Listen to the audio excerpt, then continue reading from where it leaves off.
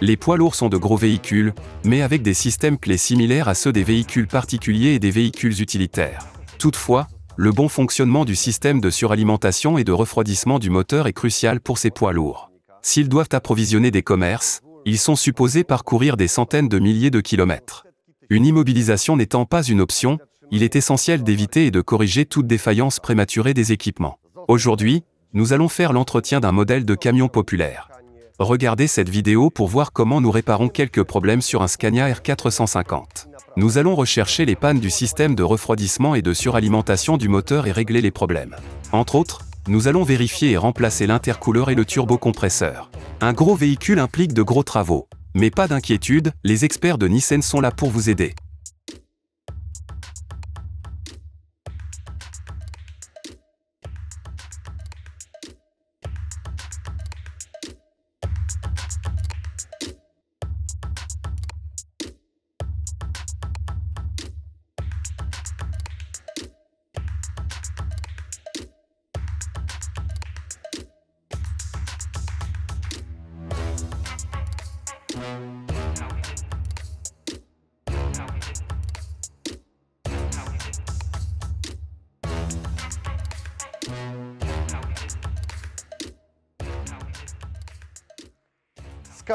Le Scania R450 est l'un des modèles Euro 6 les plus populaires. L'introduction de cette norme Euro 6 pour les émissions a rendu obligatoire plusieurs changements, et pas seulement sur les camions. Le véhicule sur lequel nous intervenons aujourd'hui a beaucoup de problèmes, avec notamment une perte de liquide de refroidissement que le chauffeur a remarqué. Un autre problème est le manque de puissance, le témoin de vérification du moteur est le moteur qui fonctionne en mode dégradé. Avec le système de refroidissement du moteur, le problème est plutôt clair, le radiateur fuit. Pour le système de suralimentation, j'ai diagnostiqué des problèmes avec l'intercooleur mais j'ai aussi l'intention de démonter le turbocompresseur, dont je suspecte une usure prématurée. Mettons-nous au travail.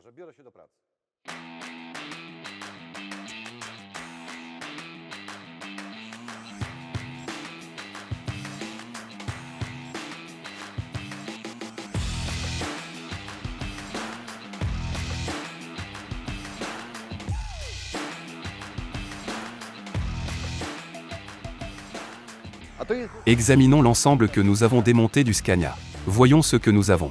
Le condenseur, l'intercooleur et le radiateur. Nous allons commencer par l'intercooleur. L'huile dans le coin indique une fuite, ce qui veut dire que le turbo ne peut pas produire assez de pression dans le système, parce qu'une partie de l'air s'échappe vers l'atmosphère. C'est pourquoi une panne s'affiche au tableau de bord et cela explique le manque de puissance. Cela veut dire que l'intercooleur de ce camion doit définitivement être remplacé. À présent, le radiateur. De ce côté-ci, il a l'air neuf. Mais lorsque vous le tournez, il y a une fuite visible sur la boîte à eau. Ce sera la raison du problème remarqué par le chauffeur. Mais ce n'est pas tout. Après le démontage, j'ai remarqué que quelqu'un a remplacé le compresseur de climatisation par un autre de marque Nissan. Cela veut dire que la climatisation a été récemment entretenue. Cela m'amène à la question suivante, pourquoi personne n'a-t-il vérifié le condenseur lors de cet entretien ? Il est dans un état déplorable. Avec le condenseur dans un tel état, le nouveau compresseur est soumis à des charges thermiques excessives, ce qui le rend susceptible d'être endommagé. Et nous savons tous que le compresseur est le cœur du système de climatisation, et une de ses pièces les plus chères. Rappelez-vous donc toujours de vérifier le condenseur chaque fois que vous réparez votre climatisation et remplacez-le si nécessaire. C'est le bon moment pour le faire. Je vais donc monter un condenseur, un intercooleur et un radiateur neuf. Cela fait plus de 100 ans que Nissan conçoit et fabrique des radiateurs. Ce qui signifie beaucoup. Admirez vous-même la finition. Regardez le radiateur. Il est fabriqué avec la technologie de l'aluminium brasé, ce qui donne une structure solide qui est très résistante aux dégâts mécaniques. De plus, le faisceau est équipé d'ailettes repliées en double couche. Les boîtes à eau sont en plastique renforcé de fibres de verre. Toutes ces caractéristiques améliorent l'efficacité thermique et la durée de vie de l'échangeur de chaleur. J'ai choisi un radiateur de la gamme de Nissan avec un cadre galvanisé. Comparons-le avec le produit monté à l'origine, qui présente déjà des traces de corrosion sévère sur le cadre après plusieurs années d'utilisation. Le cadre galvanisé de Nissan fournit une excellente protection contre la corrosion. Pour le refroidisseur d'air de suralimentation de Nissan, la structure du faisceau est très solide, entièrement en aluminium brasé. De plus, Les turbulateurs à l'intérieur des tubes améliorent l'efficacité du refroidissement de l'intercooleur lorsqu'ils traitent l'air fourni au moteur. En bref, c'est une excellente conception pour ce composant, et la pièce est parfaitement adaptée à l'agencement du véhicule. Les fabricants de turbos supposent que leur durée de vie est la même que celle du moteur, il faut pour autant que tous les composants et systèmes liés au turbo soient fonctionnels. Enfin, le condenseur, c'est la pièce la plus exposée aux conditions difficiles, humidité, dégâts mécaniques, impact de la saleté et d'autres particules provenant de la route. La plus importante caractéristique est ici la protection anti-corrosion que Nissan s'applique à tous ses modèles de condenseurs. Nous avons maintenant l'ensemble des pièces pour effectuer un remplacement complet.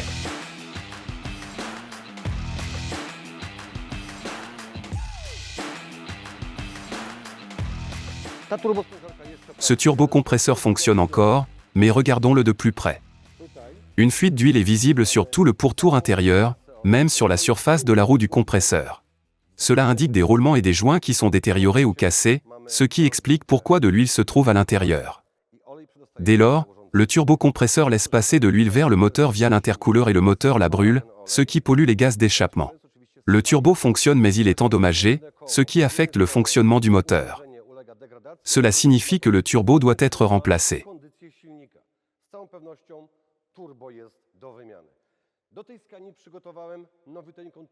J'ai commandé un nouveau turbocompresseur Nissens pour le monter. Voyons à quoi il ressemble. Chaque pièce qui doit aller sur le véhicule, y compris le turbo, doit être intacte et ne pas avoir subi de dommages pendant le transport.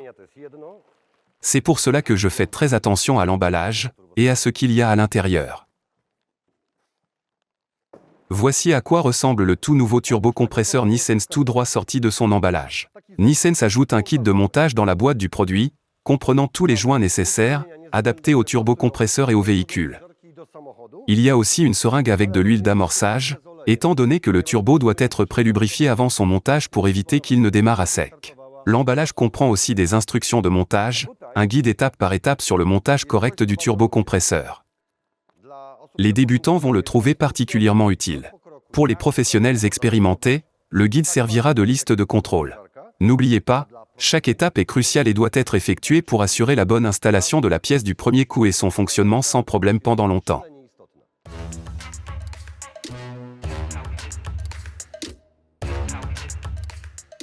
La mise sur le marché du turbocompresseur de Nissens a été précédée d'années de recherche sur les matériaux, la conception et l'adéquation à tous les modèles.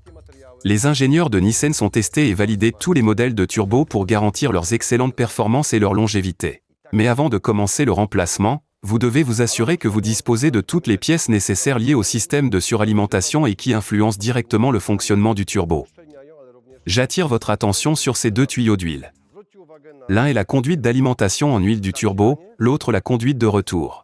Certains les nettoient et les réutilisent, mais il est fortement recommandé par le fabricant des pièces et par les experts de les remplacer lorsque vous changez le turbocompresseur. C'est le moment de faire un petit résumé et de donner quelques conseils. Commençons par le turbocompresseur.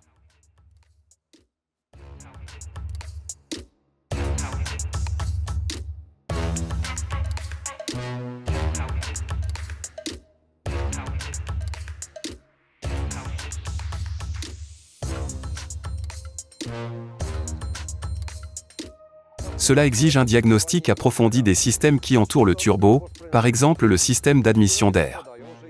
En plus du remplacement obligatoire du filtre à air, vous devez vérifier l'état de tous les canaux et conduits d'admission d'air, pour vous assurer qu'ils ne sont pas perforés, usés, qu'ils n'ont pas éclaté et que les joints ne fuient pas. Pareil pour le système d'échappement qui a un impact direct sur le turbo.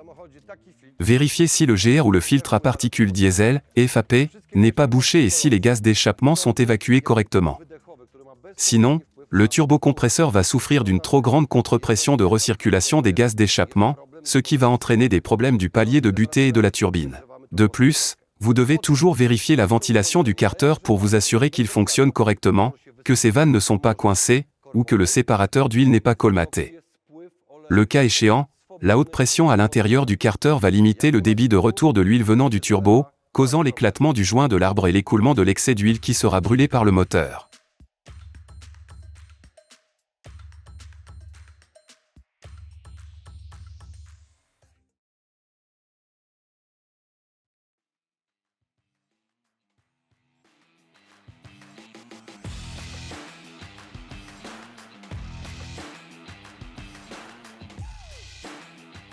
Le montage est terminé et le camion est prêt à partir. En plus du nouveau turbo et des échangeurs de chaleur, l'huile et le liquide de refroidissement ont aussi été remplacés. Tous les circuits ont été vérifiés et purgés. Une inspection audio et visuelle a aussi été effectuée pour vérifier si le montage a été bien effectué et pour déceler une fuite potentielle. Mais ce n'est pas fini. Nous devons encore faire un essai sur route. S'il est concluant, ce camion sera prêt à parcourir encore 600 000 km de plus.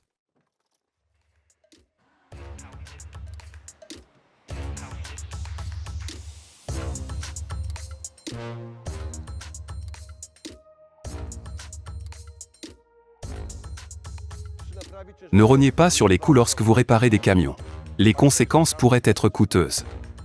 N'oubliez pas que chaque composant doit être minutieusement examiné et entièrement réparé. Je recommande de n'utiliser que des pièces de première qualité pour les réparations. La gamme des pièces pour poids lourds de Nissens comprend de nombreux composants. Des petits capteurs et vannes aux grands échangeurs de chaleur et ventilateurs, en passant par les vases d'expansion. Cela comprend des pièces pour des modèles de camions populaires qui respectent les normes Euro 6. Découvrez-les vous-même en allant sur le site nissens.com.